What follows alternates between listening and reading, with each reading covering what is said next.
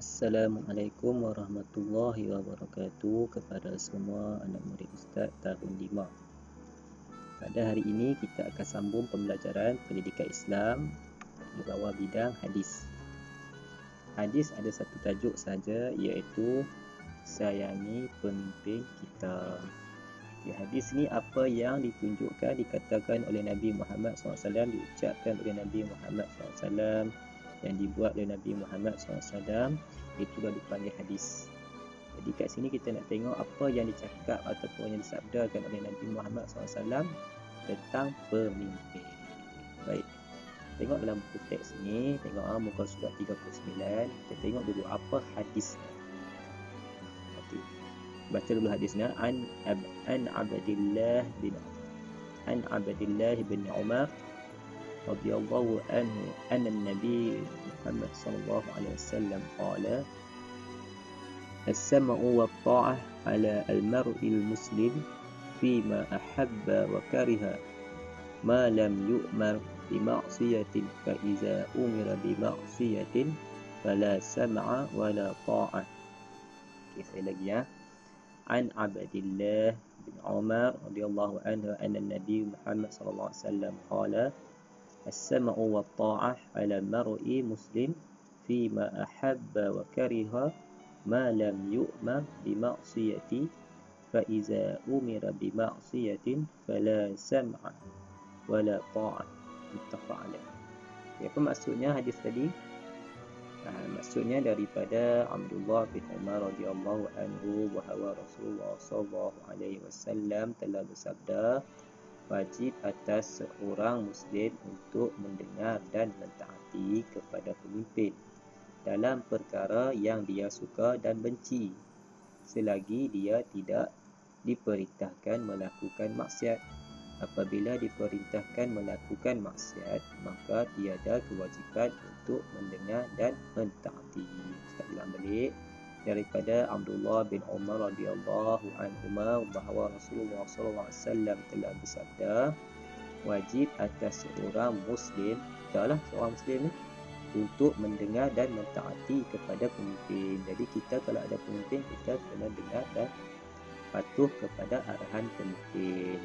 Patuh kepada arahan pemimpin macam mana? Patuh arahan dalam perkara yang dia suka dan benci.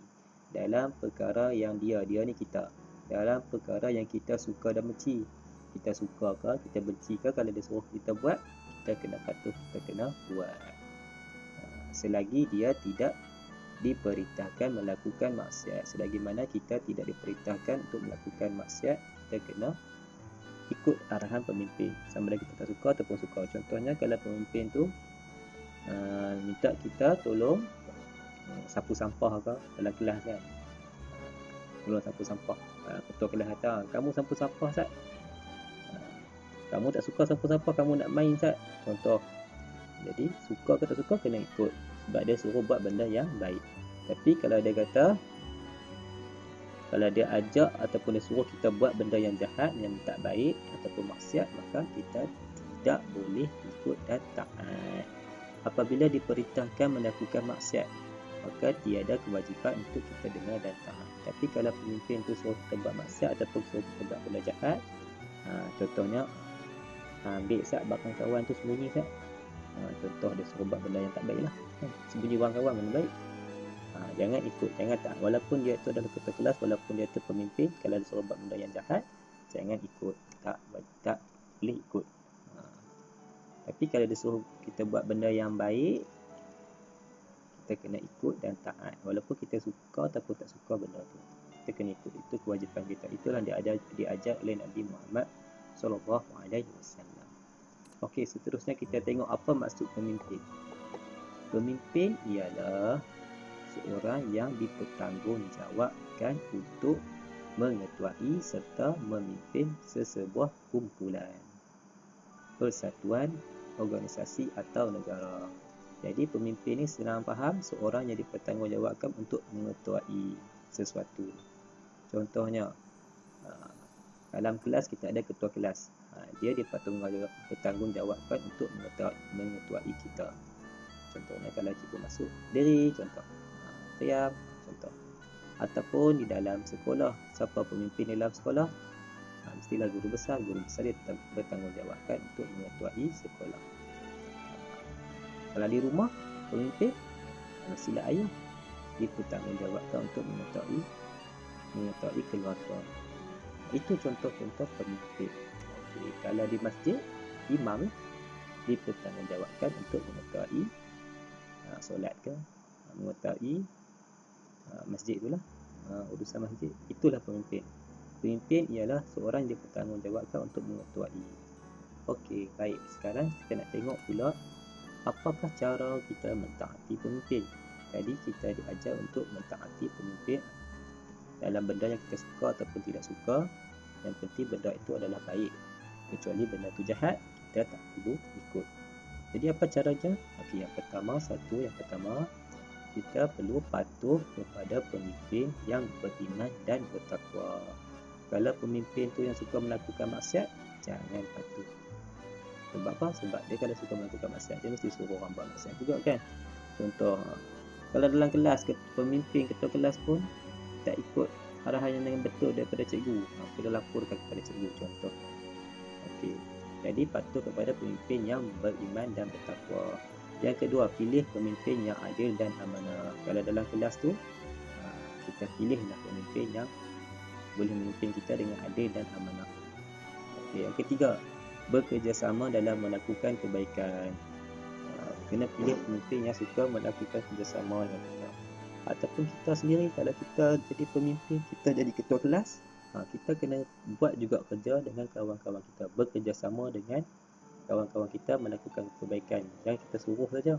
Sapu sampah, angkat barang ni. Tapi kita tak buat pun tak bagus. Jadi pemimpin kita kena buat sekali, buat sama-sama. Okey, kemudian nasihat menasihati dengan penuh hikmah. Kalau pemimpin tu buat benda yang kurang baik, nasihat dia, jangan buat macam ni, tak baik. Ataupun kita sebagai pemimpin, kita nasihat anak buah kita, kawan-kawan kita, jangan buat benda yang tak elok. Kemudian sentiasa mendoakan kesejahteraan.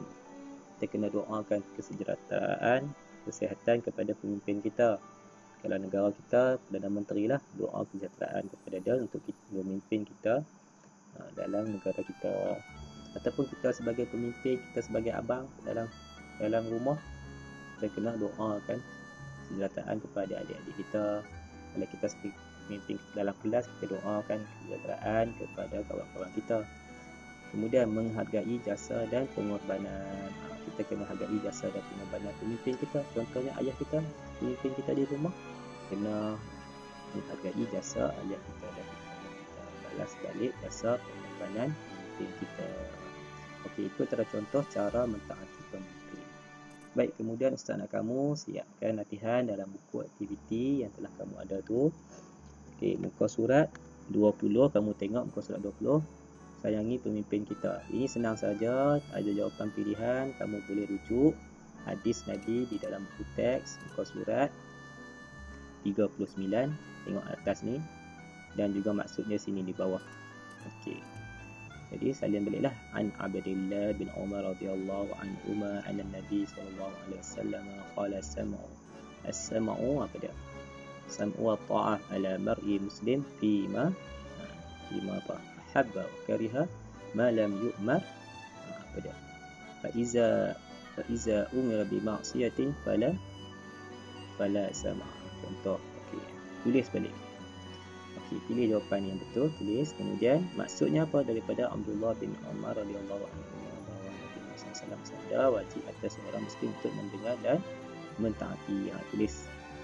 Cari jawapan betul, tulis. Tengok dalam buku teks. Okey, kemudian satu lagi ialah maksud pemimpin. Pemimpin ialah seorang yang dipertanggungjawabkan. Ini dipertanggungjawabkan. Apa dia? Ni dalam buku teks ada tadi, muka surat 40. Senang saja. Jawapan semua dah ada dalam buku teks. Kemudian satu lagi bawah ni, apakah lengkapkan ayat mengenai cara mentaati pemimpin. Nombor 1, patuh kepada pemimpin yang beriman dan bertakwa. Ada 5 kan? Mana jawapan dia? Cara mentaati pemimpin ni. Ada sini, cari kat sini. Jadi itu saja, 2 muka surat saja, muka surat 20 dan muka surat 21. Jangan lupa isi kehadiran untuk kamu. Kemudian kamu buat latihan ini, hantar kepada Ustaz. Tutup Ustaz tengok. Okey. Selamat maju jaya. Assalamualaikum warahmatullahi wabarakatuh.